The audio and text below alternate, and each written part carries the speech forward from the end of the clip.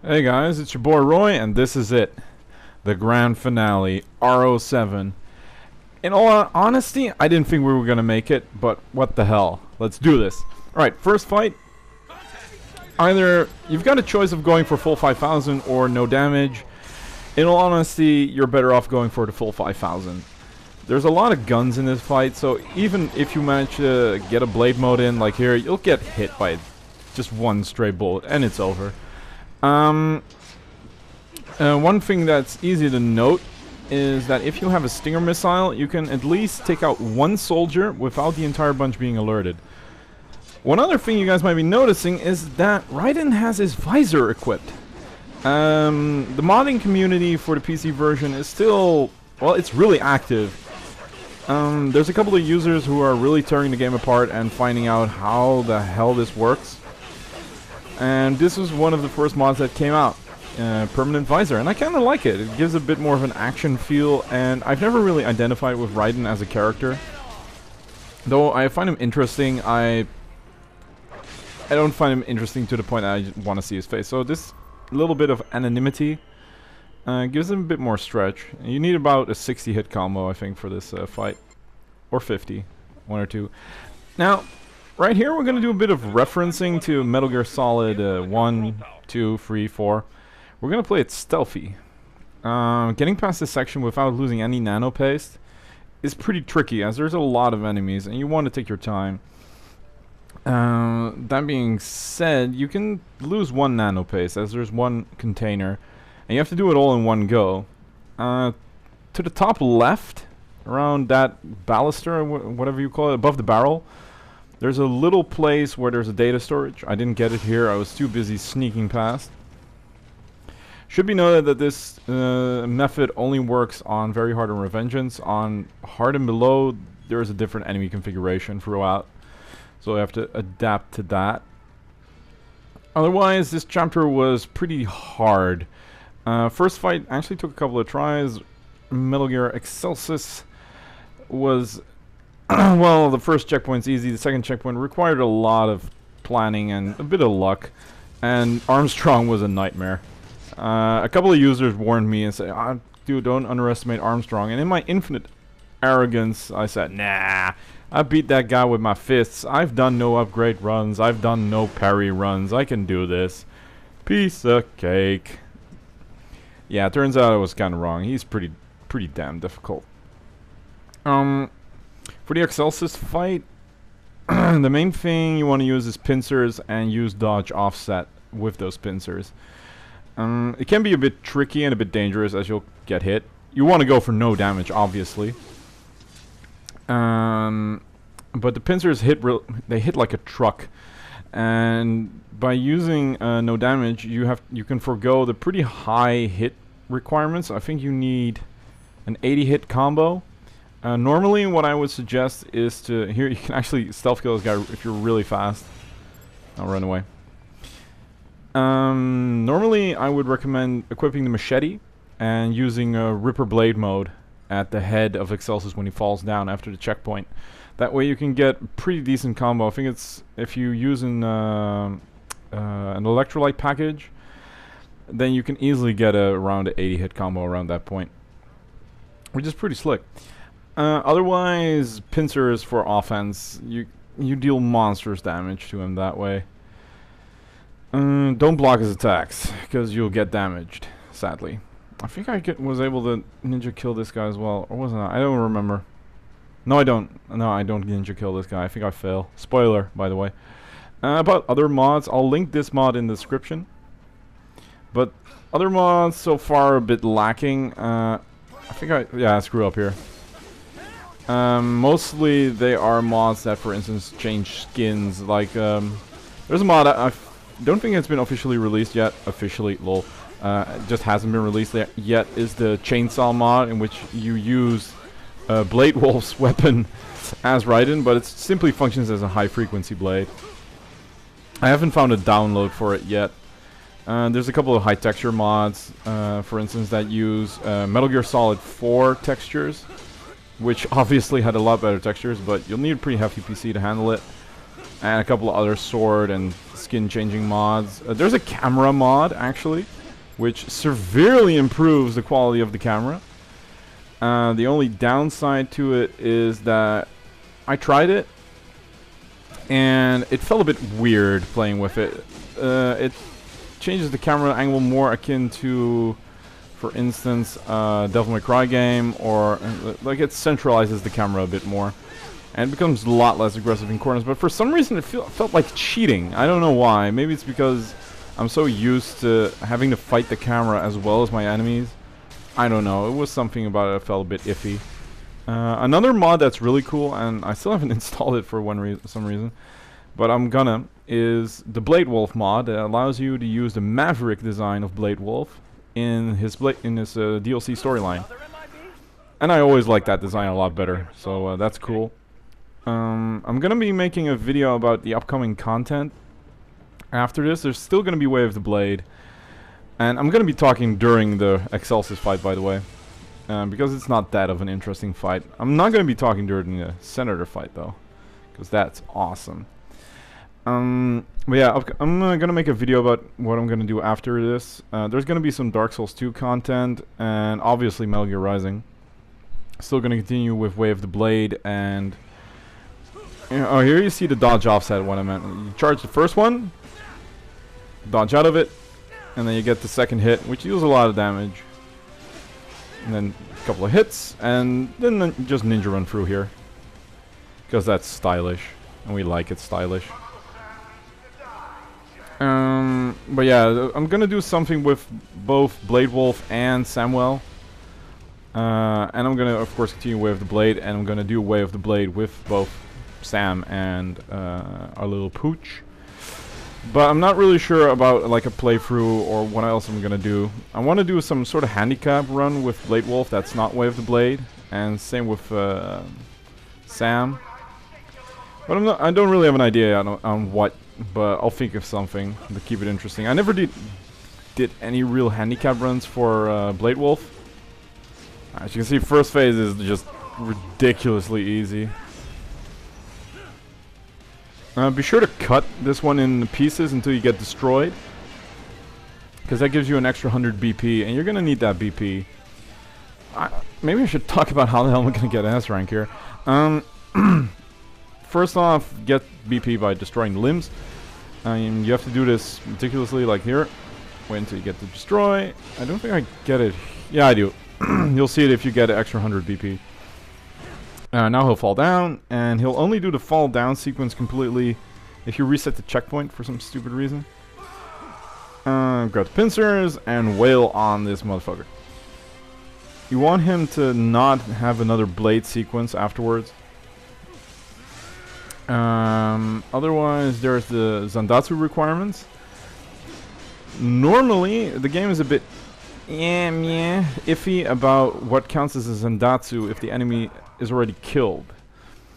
In this boss fight's case, if an enemy has been killed by Excelsis and you Zandatsu it, you still count as a Zandatsu, which helps a lot. So you just gotta lure them in and then Zandatsu them as they're dead. You've got a lot less electrolytes to work with, but if you're fast and just mash the button like I do, then you can easily pull it off. I get like 2 or 3 and I'm still good. It should be noted you get a lot of iframes during the Zandatsu, so you can you're pretty safe. What should also be noted is that during any other animation that normally has iframes, for some reason, the lasers ignore those iframes. They're like iframe killers. If you're in a QuickTime event, like the if a gecko is stunned, you go for the execution, you can still be hit by the lasers for some bizarre reason. So be careful about that. It has killed me on a lot of runs. This is also sadly one of the last times we'll see the visor, as the visor will be broken shortly. About the Senator, I'm gonna be talking over the first 2 segments, at least the first one. The rule is you have to go no damage.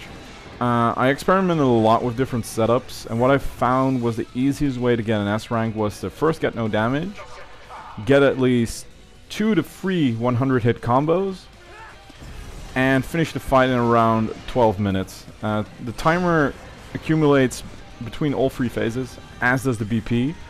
So the higher your, the more hits you get in the first and second phase, it'll help.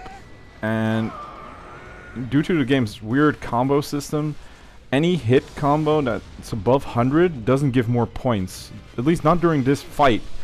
A 100 hit combo gives 100 BP, but a 140 hit combo gives 100 BP. As does a 200 hit combo. So you're gonna want to try and aim for at least 3 100 plus hit combos, so you get 300 BP. Obviously, you're gonna get the 1 Zendatsu and the 1 kill, and the combo is of course 100.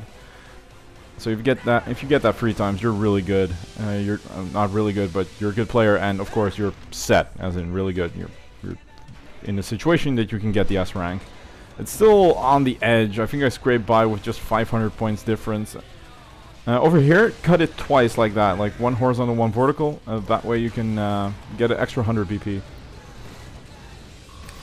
First Senator fight is really flowchart. You just gotta wail on him. I think I used like 2 or 3 fully charged pincer attacks, and he's done. One added fact is that he's got some ultra armor. I have no idea. Super armor. It's not super armor. It's not hyper armor. But if he glows yellow, he can't. And during some other attacks, he can't be hit, and you'll stagger if you hit him. And nice knife. And here, this is a bit of a nostalgia moment for me, and should be for the people who've watched my videos for longer. It's fist fighting time. I remember doing that. I remember playing for weeks, figuring out tactics, watching the footage I recorded to learn new tactics. I actually learned this. Like, you can avoid a lot of his attacks by jumping, because he doesn't have the air traction he does against Sam. But it's still one of my like I've done a lot of things with games that I'm like proud of in a geeky way. But beating Armstrong with the fists, it's at the top of the chain for me. I sometimes still watch that video and go like, yeah, I did that. I can't believe I did that. It's geeky pride, but I'm proud that I'm allowed to have geeky pride for it. And in this situation, it's also beneficial, because I know how his pattern works, even with fists. Which means I can get a few hit combos in here for some extra BP. It's the little things that help. And actually, Raiden's dodge with the fists is a lot better than defensive offensive. Defensive offensive has good iframes and deals moderate damage. But this one has way less slowdown, and I think it has a lot more iframes to boot. And it just looks really cool. I still wish to this day that they had given this as an option. Like an equipable item. Hell, make it impossible to unlock. I'll unlock it. Give it to me. It's one of the most anticipated mods for me. If they get that in, I'm gonna make so much more videos. It won't be... It'll be unfreaking real. But yeah, we're gonna approach a final fight. It's been one hell of a journey. I'm gonna do some recap stuff after that, like, oh my god, it's been such an amazing journey. I'm so happy, blah blah blah. We're probably gonna do that when the credits roll. But until then, Senators still need some pounding. One thing that should be noted now, very quickly. A lot of people have a lot of problems with Senator Armstrong's flame pillars, especially during no damage runs. My main tip for that is to keep him at the center of the stage. If he's at the center, you're pretty much safe. And then just stand in front of him, and then sort of at the last moment when he pounds the ground, dodge to your right. That's his left.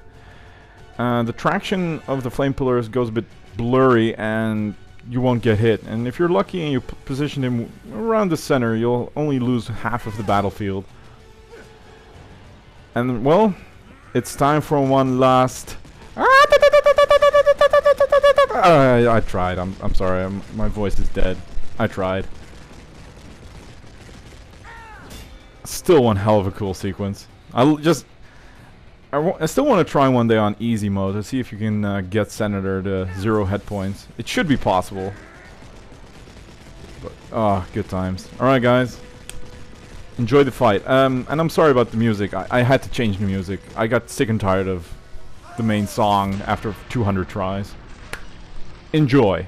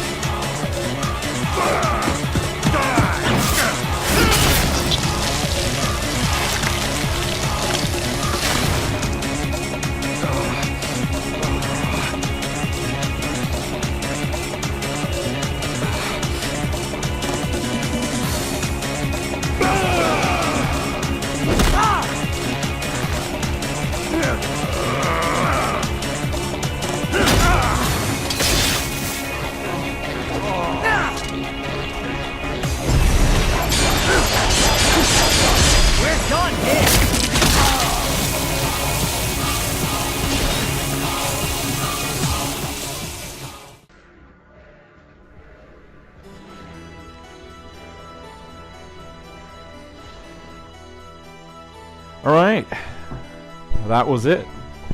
No damage, S rank.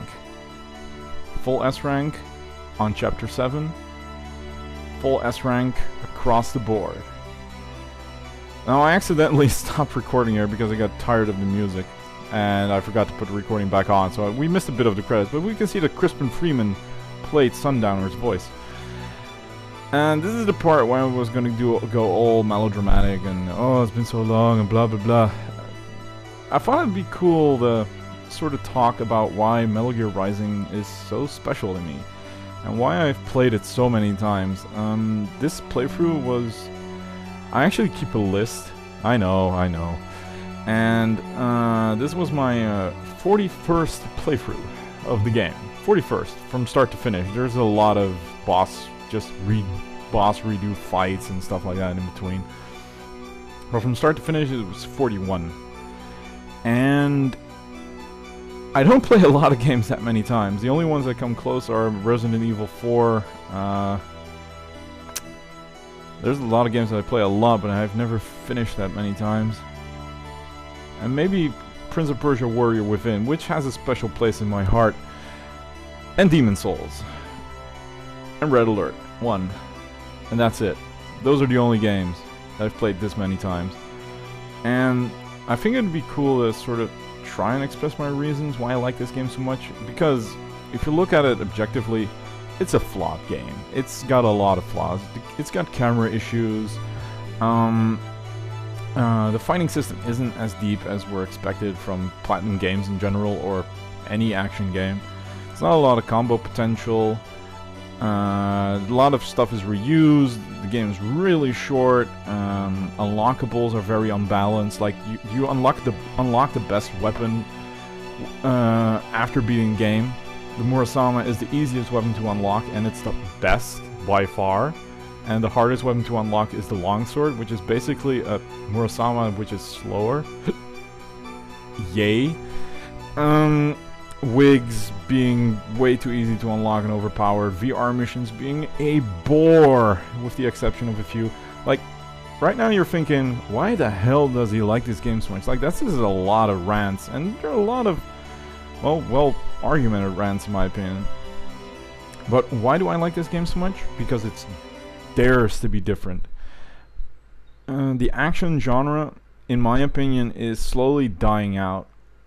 Ninja Gaiden had its peak with Black and 2, and since then it's still trying to find, like, what are we gonna do now? Are we gonna focus more on the singular action point? Like, Ninja Gaiden has stagnated. Razor's Edge was okay, it had a couple of cool features, but even there, it was the same. And a lot of action games are like Ninja Gaiden. They're similar in mechanics, control scheme, and how the game actually works. Same with God of War. Same with Devil May Cry. Bayonetta is basically the new Devil May Cry. It's still in the same base on juggling, and a lot of games are based on that. A lot of games are based on God of War, and there's no game in the action genre that's quite like Revengeance. The absolute focus on offensive gameplay, where even defense, like parrying and dodging, has such an offensive structure. I think it really clicked with me in my Sundowner fight for the S rank from the Chapter 4 video. The constant offense, the blade mode, the way enemies worked, parrying. Thank God I cannot play an action game without that parry mechanic anymore. The complete immersion that you have, like fighting Monsoon when he does that side rush and he hits you like 6 times in a row and you parry that, that feels awesome when you parry that stuff. And in other games you just hold down a button and that's it. It doesn't feel like you're really blocking that move, and here you feel the impact, and when you cut an enemy you feel you cut that enemy because he flies all over the place. Of course there's the over-the-topness, like we all had our little nerdy man boners when we first threw Ray in the air and when Monsoon's lyrics started kicking in. It was all amazing. The soundtrack helped a lot. 60 frames per second helped a lot, but it was mostly just how new it felt. And this might be because I like games more that have great potential than games that are just okay but still fun. Like Metal Gear Rising has a lot of potential, and it was made in what, a year? Like if they can do this in a year, give them 3, give them 4, give them all the time they want to make a sequel. Like polish it out, make it excellent, polish the camera, make the offensive mechanics even better. Like one thing I would love to see in the next game, in the sequel, if there ever is one, I pray to God there is that they just remove still motion. Just every attack can be done on the run. You can ninja run and attack constantly. Like all your attacks can be done while ninja running. That way you'll always be on the move, always be on the offensive, and it would be damn awesome. And I would play the hell out of it, just like I did this one. Hell, if they just made this one but more polished, it would be amazing as well. And I think that's why I love Revengeance so much. Not because it's so like the others, but because it's so not like the others. And that's what this genre really needs. Something new, something not familiar. And we're slowly, as the credits are rolling, I think that's really the reason why I love the game so much. Like there's a lot of things a lot of people don't agree on, like for instance the weapon switching.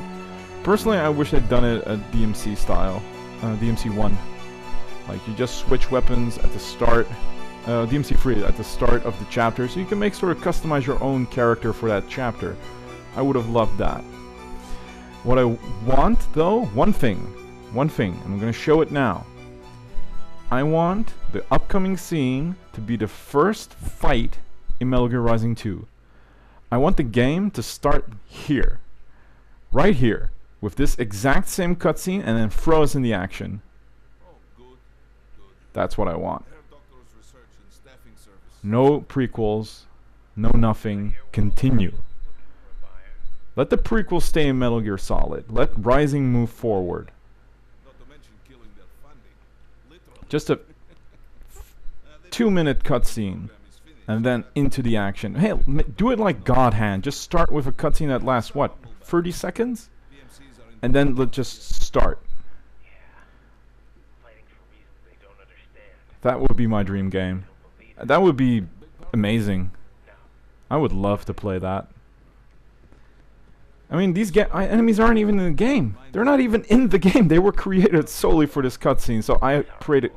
How awesome would it be to just start here? And Raiden suddenly is a lot more mobile. He can taunt like Sam. He has the Murasama. It's awesome.